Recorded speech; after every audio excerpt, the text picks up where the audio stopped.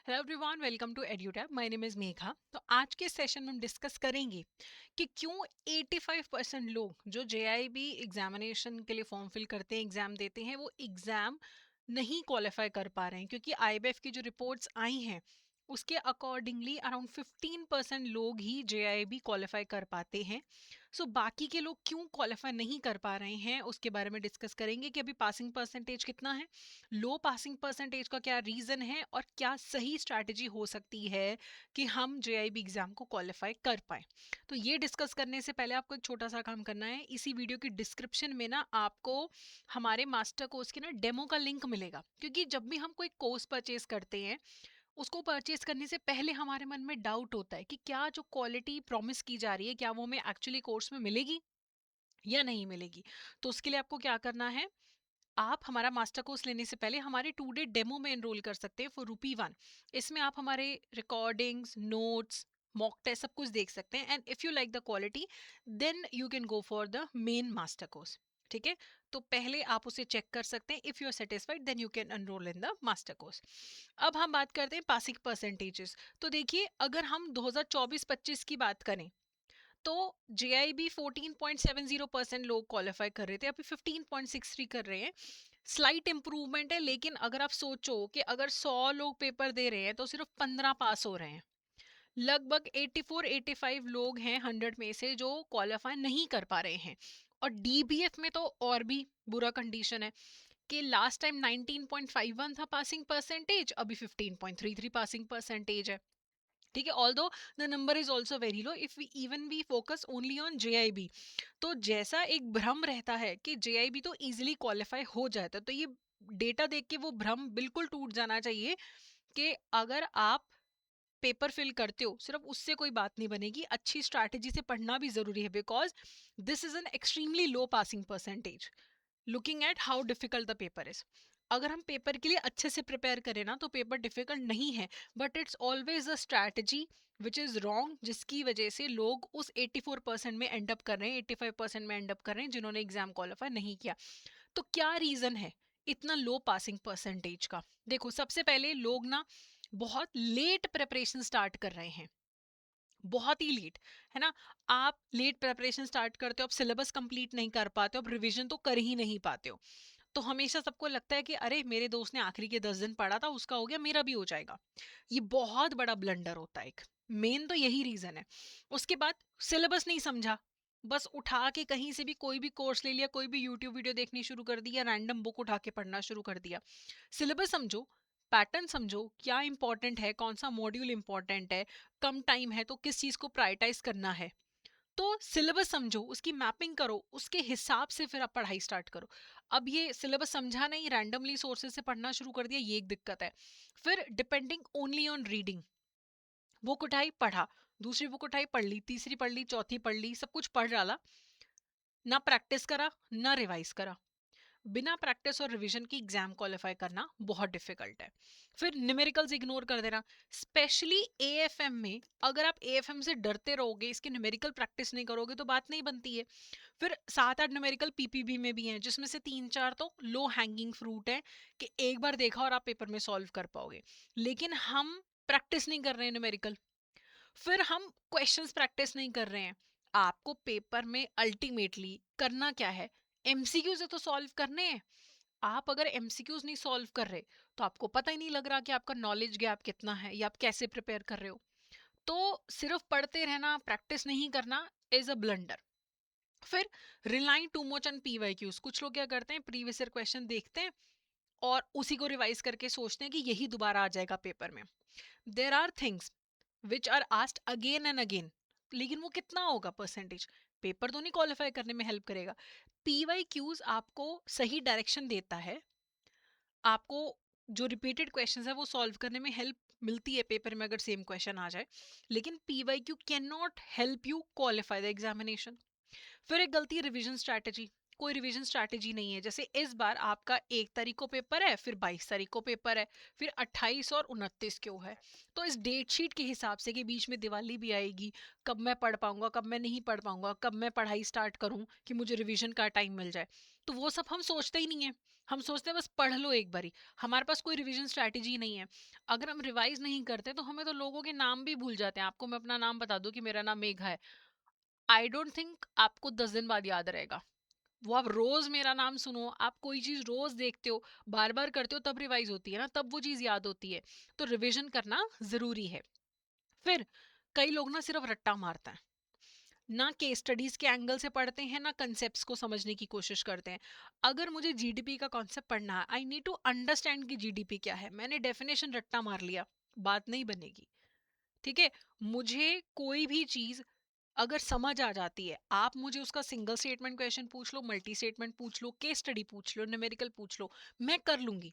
लेकिन अगर मैंने रट्टा मारा है तो मैं सिर्फ उसी फॉर्म में उसको समझ पाई हूँ, मैं हर तरीके से उसको नहीं समझ पाई हूँ। पेपर में तो केस स्टडी भी आएगी, पेपर में तो मल्टी स्टेटमेंट भी आएगा, लेकिन आप अगर रट्टा मार के गए हो फिर बात नहीं बनती है। फिर मॉक टेस्ट नहीं करना। अब आपको पेपर में 2 घंटे में 100 क्वेश्चन सॉल्व करने हैं, यही है ना। इसी 2 घंटे में टेस्टिंग होएगी, आगे पीछे कुछ मैटर नहीं करेगा। लेकिन हमें आता सब कुछ है, लेकिन हमें टाइम मैनेज नहीं करना आता। हम 2 घंटे में 100 क्वेश्चन कर ही नहीं पा रहे हैं, हमारी इतनी स्पीड ही नहीं है। हमें ये बात पता ही नहीं लगी क्योंकि हमने कभी मॉक टेस्ट ही नहीं दिया। ठीक है, फिर हमने कभी अपनी मिस्टेक्स एनालाइज नहीं करी। कई बार हम मॉक टेस्ट देते हैं, दिया साइड पे, अब मेरे मॉक टेस्ट में 40 मार्क्स आए हैं आउट ऑफ 100, या मेरे 60 मार्क्स आए हैं। क्यों आए हैं इतने? क्या तुक्का मारने से 60 आए हैं, या मैं कंसेप्ट समझ पा रही हूँ? 40 क्यों आए हैं? क्या मैंने सिली मिस्टेक्स करी हैं, या मेरे कोई स्टडी में गैप्स हैं? मैंने कुछ नहीं, बस मैंने पेपर दिया साइड, पेपर दिया साइड। जब मैं उसको एनालाइज ही नहीं करूंगी, फायदा ही नहीं है कुछ भी मॉक टेस्ट देने का। So I need to analyse everything. ठीक है, तभी आप इम्प्रूव कर पाओगे। अगर आप कुछ भी, इवन खाना भी बनाते हो, वो अच्छा नहीं बना, क्यों नहीं, बस बनाया साइड, नहीं साइड साइड पे थोड़ा ना कर दो कि अच्छा नहीं बना। हाँ, नमक कम है, ज्यादा है, मसाला कम है, ज्यादा है, कम पकाया, ज्यादा पकाया, देखोगे ना, समझोगे, एनालाइज करोगे कि अगली बार वो मिस्टेक ना करो। सेम पेपर में भी है कि अगर मेरे अच्छे मार्क्स नहीं आ रहे हैं, बहुत अच्छे भी क्यों है, क्यों हो रहा है ऐसा, क्या मैं सही कर रहा हूँ, क्या मैं गलत कर रहा हूँ। जरूरी है ये समझ, हम नहीं करते हैं तो फिर बात नहीं बनती है। ठीक है, फिर हम सब कुछ एंड मोमेंट पे करने की कोशिश करते हैं। ठीक है, आखिरी के जो दिन होते हैं ना, वो रिवीजन के लिए होते हैं। आप आखिरी में पढ़ना स्टार्ट कर रहे हो कि 1 नवंबर को पेपर है, और हम तो जी अक्टूबर के 20 तारीख से पढ़ना स्टार्ट कर रहे हैं। ये तो रिवीजन का टाइम था। लास्ट मोमेंट पे हमें पढ़ना भी है, हमें मॉक टेस्ट भी प्रैक्टिस करना है, हमें सब कुछ करना है, तो नहीं हो पाएगा। ठीक है, एंड कंसिस्टेंट स्टडी रूटीन नहीं होना। कंसिस्टेंसी हैवी स्टडी को हमेशा बीट करेगा। एक पर्सन है जो 4 महीने लगातार एक एक घंटा रोज पढ़ रहा है, वो हमेशा बेटर परफॉर्म करेगा रादर देन कि वो इंसान जो आखिरी के 15 दिन दिन रात एक कर देगा, उसकी बात नहीं बनेगी। आज वीडियो देखी, जोश आ गया, 2 दिन बाद पढ़ाई छोड़ दी, नई बात बनेगी, है ना। तो कंसिस्टेंसी, चाहे हर रोज एक एक घंटा पढ़ो, वो होता है ना कि बूंद बूंद से सागर बनता है, तो वही यहाँ पे करना है कि वो आपको थोड़ा थोड़ा पढ़ते रहो ताकि वो एंड में अक्यूमुलेट हो जाए। ठीक है, तो ये गलतियां हैं सारी जिसके कारण इतना लो पासिंग परसेंटेज है। पीपल आर वेरी कॉन्फिडेंट कि कर ही लेंगे, नहीं होता है, कभी 1 नंबर से रह जा रहा है, कभी 2 नंबर से रह जा रहा है। That is why even though आप सब लोग इतने कॉम्पिटेंट हैं, नॉलेज रखते हैं, फिर भी जैब नहीं क्वालिफाई हो रहा, because it's about this strategy also. तो अभी हमें करना क्या है, जो जो गलतियां हमने बात करी वो नहीं करनी है। एक, एग्जाम देने से पहले समझो सिलेबस क्या है, पैटर्न क्या है, रूल्स क्या बोलते हैं, कितने नंबर चाहिए मुझे, कैसा पेपर आता है, सब समझो। उस हिसाब से स्ट्रैटेजी बनाओ कि मेरा बैकग्राउंड क्या है। मैं कॉमर्स से हूँ, मुझे एएफएम आता होगा, मैं कॉमर्स से नहीं हूँ, मुझे एएफएम नहीं आता होगा, मैं बैंक में न्यू हूँ, मुझे पीपीबी नहीं आता होगा। तो एग्जाम को समझो, सिलेबस को समझो, फिर सब्जेक्ट वाइज रोड मैप बना लो। ठीक है, तो आप ये तो फिजिक्स हिस्ट्री यहाँ पे लिखा हुआ है, लेकिन आपको सारे सब्जेक्ट्स में पता होना चाहिए। जैसे IENIFS है, मुझे पता होना चाहिए कि भाई डी मॉड्यूल मुझे अच्छे से करना है ना। मुझे पता होना चाहिए पीपीबी है, मुझे ए और बी मॉड्यूल अच्छे से करना है। मुझे एएफएम में पता होना चाहिए मुझे ए मॉड्यूल अच्छे से करना है। मुझे आरबीडब्ल्यूएम में मुझे बी मॉड्यूल अच्छे से करना है। मुझे रोड मैप भी मुझे बनाना है कि ये इंपॉर्टेंट है, ये जैसे हमने बहुत सारे वीडियोस भी यूट्यूब पे अवेलेबल है जिसमें हम आपको बताते हैं कि इंपॉर्टेंट टॉपिक कौन से हैं, वीक टॉपिक्स कौन से हैं। तो ये आपको पता होना चाहिए ना कि मेरे लिए पीपीबी आसान रहेगा, मेरे लिए एएफएम मुश्किल रहेगा, तो मुझे उसको इतना टाइम देना, इतना टाइम देना, इस टॉपिक को ज्यादा टाइम, इस टॉपिक को कम टाइम, तो रोड मैप होना चाहिए। फिर कॉन्सेप्ट्स पे ध्यान दो, रट्टा मत मारो। आपको कोई चीज समझने में 10 दिन लग रहे हैं, 10 दिन लगाओ, समझो, एक बार समझ गए हमेशा याद रखोगे उसको, है ना। लेकिन अगर रट्टा मारा वो तो 1 घंटे बाद भूल जाएगा। तो कॉन्सेप्ट्स समझने में आप कोशिश करिए। फिर है प्रैक्टिस करो। आपने एक टॉपिक किया, चैप्टर किया, उस चैप्टर के एमसीक्यूज करो। आपको लग रहा था कि मुझे नहीं समझ आया, लेकिन एमसीक्यूज अच्छा कर रहे हो, आप जबरदस्ती अंडर कॉन्फिडेंट थे। या आपको लग रहा है कि मुझे तो सब आ गया, एमसीक्यूज कर रहे हो तो पता लग रहा है कि मेरी पढ़ाई में तो गैप्स हैं। तो एमसीक्यू से सीखो। इवन कम नंबर भी आ रहे हैं तो सीखो कि क्यों नंबर कम आ रहे हैं, उससे डीमोटिवेट नहीं होना। ठीक है। फिर न्यूमेरिकल्स इग्नोर नहीं करने हैं, स्पेशली एएफएम। तो मतलब न्यूमेरिकल्स की बिना बात नहीं बनेगी, अच्छे नंबर आ जाएंगे, 70 भी आ जाएंगे अगर न्यूमेरिकल्स करोगे। ठीक है। फिर हर हफ्ते रिवीजन करो। मंडे टू सैटरडे पढ़ लिया, संडे रिवीजन के लिए कर लिया, या ट्यूसडे टू संडे पढ़ लिया, मंडे उठ के पूरे हफ्ते का रिवाइज कर लिया। तो आप सिर्फ चाहे 70% सिलेबस कवर करो, लेकिन वो रिवाइज्ड सिलेबस होना चाहिए। ठीक है।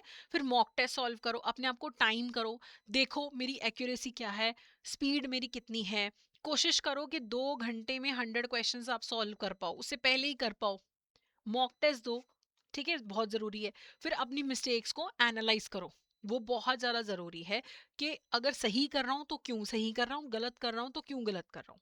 फिर ऑथेंटिक सोर्सेज से पढ़ो। एक हम ना रायता फैला लेते हैं पूरी प्रिपरेशन में, कि हमें किसी ने किसी कोर्स का पासवर्ड मिल गया वो भी देख लिया, हमने टेलीग्राम चैनल ज्वाइन कर लिया, हमने व्हाट्सएप ज्वाइन कर लिया, हमने यूट्यूब देख लिया, हमने कोर्स ले लिया। नहीं, एक रास्ता पकड़ लो, उसी पे चलो। अगर आपको यहाँ से दिल्ली जाना है तो एक रास्ता पकड़ोगे ना, कभी कहीं मोड़ लिया कभी कहीं मुड़ गए, तो नहीं दिल्ली पहुंच पाओगे कि कहीं पे भी मुड़ गए। तो एक आपको रोड मैप पता है, आपको पता है कि मुझे ये करना है, ये तरीके से मुझे करना है, ये कोर्स ये सिलेबस यही फॉलो करूंगा एंड तक मैं। एक बार रिलायबल सोर्स पकड़ो, उसी को फॉलो करो। ठीक है। और कंसिस्टेंट रहो। ऐसा नहीं, जैसे ना किसी किसी दिन बहुत लो फील होता है कि यार आज मन ही नहीं है पढ़ने का। मान लो आप नॉर्मली रोज 1.5 से 2 घंटा पढ़ रहे हो, किसी दिन आप बहुत लो फील कर रहे हो, कोई बात नहीं, एक वीडियो सुन लो बैठ के, 20-25 मिनट का वीडियो सुन लो, अनटिल अनलेस आप बीमार हो, दैट इज डिफरेंट। लेकिन सिर्फ आप लो फील कर रहे हो, मोटिवेटेड नहीं हो, तो भी कोशिश करो कि 20-25 मिनट आप पढ़ लो। कंसिस्टेंसी बहुत जरूरी है। ये नहीं कि मैं संडे को बैठ के मैं 5-7-8 घंटे पढ़ लूंगा, नहीं। हर रोज कोशिश करो कि थोड़ा थोड़ा आप पढ़ाई कर लो। ठीक है। तो अभी जैसा मैंने बोला कि ऑथेंटिक सोर्सेज से पढ़ना जरूरी है, तो आप एडुटैब की वेबसाइट पे जा सकते हो। वहां पे कोर्सेज में ना आपको मास्टर कोर्स में क्या रहता है, आपको रिकॉर्डिंग्स भी मिलती हैं, लाइव क्लासेस भी मिलती हैं, नोट्स मिलते हैं, प्रीवियस ईयर क्वेश्चंस मिलते हैं, मॉक टेस्ट, सब कुछ मिलता है। और कंबाइंड भी ले सकते हो, इंडिविजुअल कोर्सेज भी ले सकते हो आप। अब जो हमारा लाइव क्रैश कोर्स है, उसमें क्या है, सिर्फ हर सब्जेक्ट की 15 क्लासेस हैं, टोटल 60 क्लासेस। रिकॉर्डिंग देख सकते हो अगर लाइव क्लास मिस हो जाए। इसमें भी आपको मॉक टेस्ट मिलेंगे, तो टेस्ट सीरीज लेने की जरूरत नहीं है। अगर लगता है कि भाई पढ़ाई कर लिए सिर्फ प्रैक्टिस करनी है, तो टेस्ट सीरीज भी अवेलेबल है हमारे पास। ठीक है। तो आप अपनी रिक्वायरमेंट के हिसाब से चूज कर सकते हो कि आपको कहाँ से पढ़ाई करनी है। क्या आपको डिटेल्ड मास्टर कोर्स चाहिए जिसमें रिकॉर्डिंग और लाइव क्रैश कोर्स सबका एक्सेस है, या आपको सिर्फ लाइव क्लासेस चाहिए, क्रैश कोर्स चाहिए, या आपको टेस्ट सीरीज चाहिए। आपको किसी इंडिविजुअल सब्जेक्ट में प्रॉब्लम है, तो इंडिविजुअल सब्जेक्ट का भी आप कोर्स जो है परचेज कर सकते हो। तो अब जैसी आपकी रिक्वायरमेंट है उस हिसाब से आप पढ़ाई करिए। ठीक है, ताकि आप उस 15% में फॉल करो जिन्होंने एग्जाम क्वालिफाई किया, ना कि उस 85% में जो एग्जाम क्वालिफाई नहीं कर पाते। इट्स नॉट कि they are not competent, they might not be consistent, या वो रिवाइज नहीं कर रहे हैं, स्ट्रैटेजी उनकी सही नहीं है। सही स्ट्रैटेजाइज करोगे तो जेआईबी बहुत इजी हो जाता है, स्ट्रैटेजी गलत है तो जेआईबी बहुत डिफिकल्ट पेपर हो जाता है। ठीक है। तो अच्छे से पढ़ाई करिए, उस इंक्रीमेंट को प्राप्त करके फिर सीआईबी के बारे में आपको सोचना है। कोई भी डाउट है कमेंट सेक्शन में कमेंट कर दो, या फिर मेल कर दो hello@edutap.co.in, या फिर 8146207241 पे भी आप हमें कॉल कर सकते हैं।